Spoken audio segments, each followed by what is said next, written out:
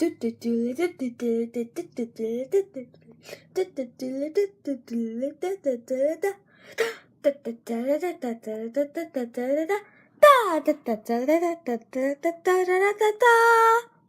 Hammer. I want to do Funviews on the N64, my favorite console of all time. Dude. Ooh. So the N64. Stop, you dated commentator! What up? Hi. Commentator wants a bit yelly. He's getting ready for the Buckeye game. So the N64, it started off of Bubbles. Started off Bubbles in 1993 when Nintendo was looking for some 3D. I'm gonna get rhyme! Yay! So they were looking for some 3D people. Argonaut Games, the guys who made Starbox, had developed a super effects chip for their SNES. They tried to make games for it like Star Fox, but most of the games were canceled. Only a select few made it to the SNES. So later on, in 1994, Nintendo partnered with Silicon Graphics to create the Ultra 64. Creamy name, isn't it? Ultra 64. So, after they made the Ultra 64, after they decided to call it the Ultra 64, they sat on their bums in 95, only making 2 prototypes for Shoshinkai. Mario 64, which was the best prototype, and Kirby Ball 64, a project that would stay in development hell for the rest of the N64's lifespan. In early 96, they dropped the... Stop it, Dad! They started marketing the N64. It was amazing. I know Sony and Sega had the gun on the 5th generation at this point. Hey, look at this. It makes me look like my head is falling into a dimension. I should carve a hole in this. I'm going to carve a hole in this.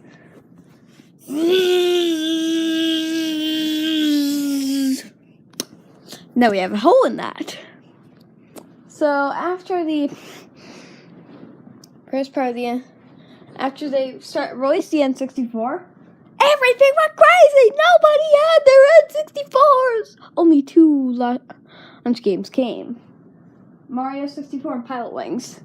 And where was Kirby Ball, you could ask? Kirby Ball was dead.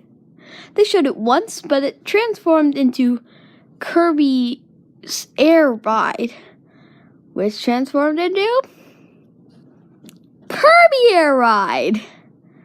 So Nintendo puts things in development hell, and it makes them better. So after that,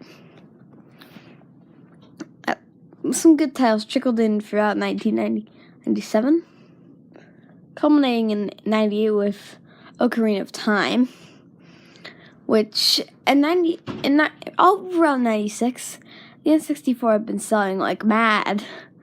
There were N64s everywhere. But in 97, things cooled down a bit. PlayStation had the upper gun. So they started marketing like... Have you seen the famous Crash Bandicoot adler? It was like, "Hey Nintendo, your worst nightmare has arrived." And they totally beat them to the ground. And then later, the Rareware was making great games too. 98, everything was fine. Until one small thing came around. The 5th generation was getting a bit outdated. Sega has already had plans to jump the gun with the Dreamcast, and Sony was nowhere. They were just sitting on their PlayStation, waiting. Ooh, PlayStation does look like a toilet. I see a Fury coming on. So, after that, the N64 was doing great in 98, cultivating in 99, but then sales dropped like in 1998, Nintendo had started production on the GameCube, their next console, but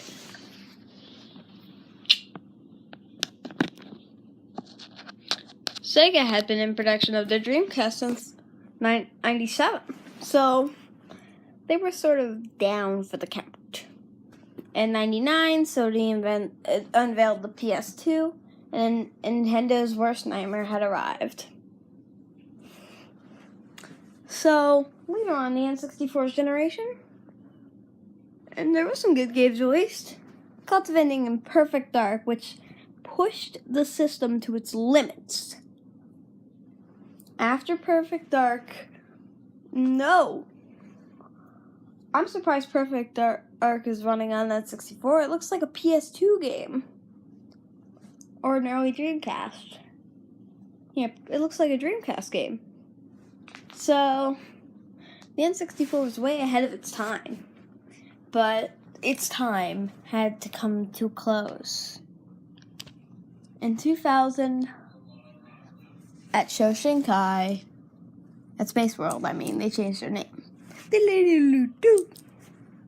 Nintendo unveiled the GameCube. The N64 its end was near, and now the end had a date. November 2001. It was just slowly awaiting in the N64. All of the other generation consoles had come out, except for the Xbox. So, as always, Nintendo waiting along until 2001. We got the last two games of the N64. Paper Mario, the original, and then cultivating the final Nintendo 64 game, not Madden 2002, Conker's Bad Fur Day. It was an amazing end to the N64's lifelong legacy. After this, the N64 slowly faded into obscurity. The fifth generation was over, and Nintendo had failed. So now for a retrospective. 1993 through 96, Nintendo gets pumped. 96 through 97, 98, sales bolster. 98 through 2000, the end is near. And 2000 through 2002, the end. So how did it do overall? The N64 sold a crazy 35 million, making it in the top 10 best-selling consoles of all time. Barely. They completely crushed most of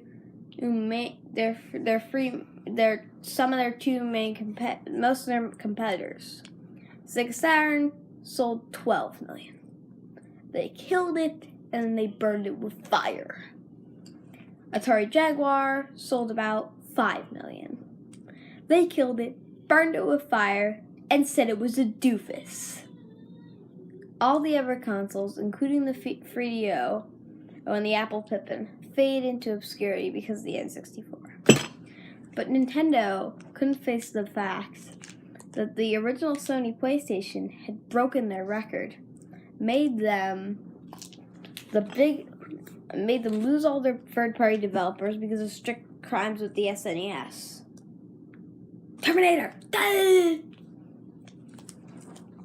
But also made them lose their spot as the top dog. The top console. Sony had sold 100 million. First console to break the 100 million mark, and dethroning Nintendo. So Nintendo tried at their best to make it through the 6th generation and be on top.